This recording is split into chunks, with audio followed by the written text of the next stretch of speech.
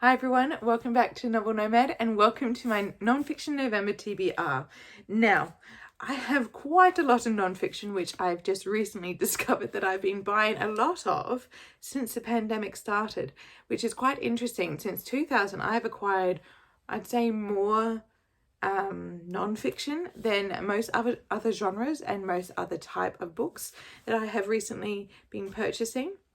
But otherwise, I thought it's high time that I start reading some of them. And these are the ones I'm most excited and hopefully plan to read during the month of November. So first off, one I've actually selected for my book club that I'm in this year, and that is Wordslut. This is by Amanda Montell, and I cannot wait to read this one because it's really looking at words that have female meaning are used in quite a derogatory context or can be used towards women in a derogatory context, and words that people don't associate with women as well. So it's quite an interesting look at how society has shaped different words in the English psyche and through different medias as well, how we view women, how you would describe a woman. And it is quite interesting because mainly I find it fascinating when in Regency England women were described as handsome, but it's not something that you would describe a woman as now because that's purely a male term. So it's just interesting how the meanings of words have changed over the centuries and how in current times different slang slurs and different things like that can really change how you depict masculine and feminine and the different societies in which surrounds those words.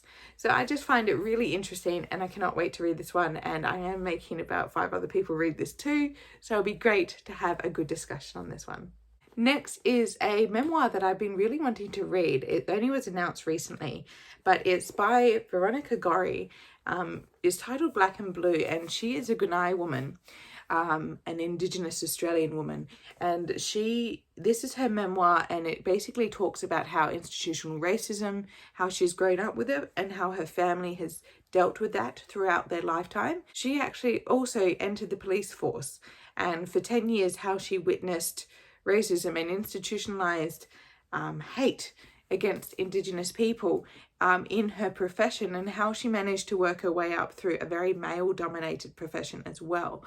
And I think this is going to be absolutely amazing to read. I've been making a concerted effort to read a lot more Indigenous stories, and especially memoirs. I think they're incredibly important to shape our understanding of the society in which we live, because obviously if you aren't exposed to that, or if you have the privilege not to actually be exposed to that or experience it, I think it's always good to try and read that perspective as well and to share it. So Black and Blue is recently published in Australia. I'm not sure if it's published worldwide, but I'm sure you can potentially find it from one of the many good online stores. But definitely check it out. I think it's going to be one that's going to be very instrumental in us understanding racism within Australia and also the police force. Another Indigenous collection of essays, and almost like a memoir as such, that I did order from one of my favourite Canadian stores, Munro's Books, in Victoria, BC, and that is A History of My Brief Body by Billy Ray Belcourt.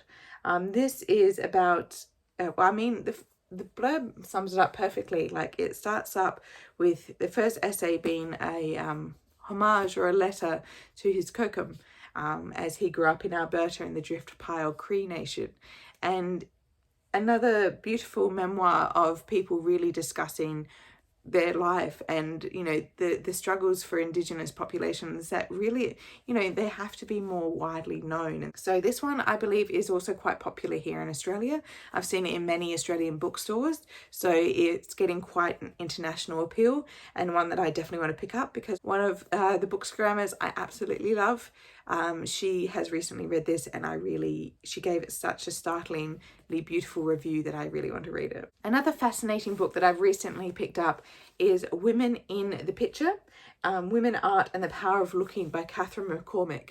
Now, this one I think sounds really fascinating because it's from an art historian who's really making us reevaluate how we view women in art and how we view women, how women were always portrayed and viewed from male artists, and how many modern female artists and female artists through the history have really changed and wanted to change that perspective of how women are viewed. And, you know, it's just fascinating to see in different modes of art. So it doesn't have to be paintings and portraiture, but also Instagram, pictures, any type of medium that women are expressing themselves and other women, and how they're wanting the viewer to view them in that capacity, I think is a really fascinating concept to discuss, because it, you know, it really isn't just in art galleries that you see this or on your social media. It's within any kind of field of life, how we view women. So I think this is going to be really fascinating, and it's definitely something that I'm really passionate about, because I do love art history. I probably am more of a social historian at heart, in my history nerd self, but art history is always something I find very fascinating. Continuing on with the history track, and I have recently picked up a copy of Time's Witness by Rosemary Hill. Now this is so niche and it's so me, I love it. It's basically how history became this fad in the Romanticism period. So after the Enlightenment in the 1700s, and the Romanticism period you really get from the late 1700s going into probably about the 1830s to 1840s, 50s, and how history really was social history, really. Instead of looking at the kings and queens and these big stories, the past, people wanted to understand architecture. They wanted to understand how people made things. They wanted to understand what people ate, did, what their actions were, and it led to so many basic historical practices that we use today. And it's just this kind of burgeoning of the scientific mind, but also the scientific amateur. How many people would go out and want to sketch different ruins and everything that was made popular during that kind of Gothic period. But also there was this understanding of trying to understand the history in which those ruins came from.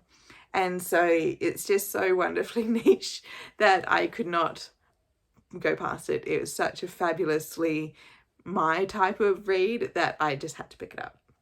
And lastly, because I have been reading a lot more nature writing recently, I have recently picked up Silent Earth by Dave Goulson. Now, Dave Goulson is a nature writer that I absolutely love.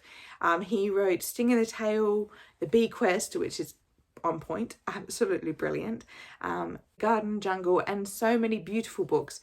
That The Silent Earth is his latest one. It's got this absolutely stunning cover design, this kind of circular, almost embroidered nature to these insects.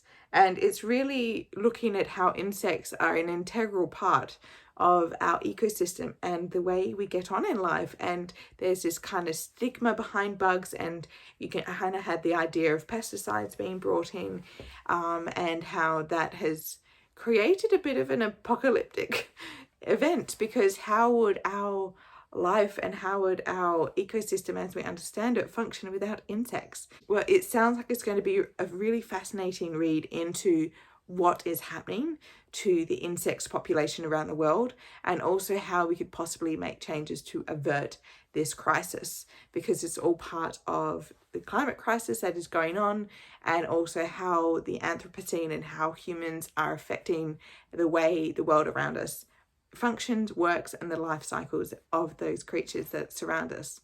So it's one of the books that I cannot wait to read.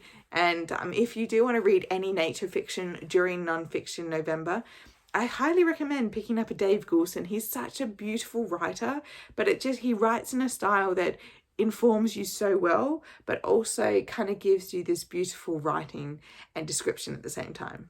All right, so those are my most recent, the things I'm recently passionate about reading. Although there's so many non-fiction on my shelf, I'll probably chop and change as November 1st gets closer. But if you are participating in Nonfiction November, or you're planning to read at least one non-fiction book in November, let me know down below. I'd love to discuss more non-fiction with you, as there's such a broad range of books.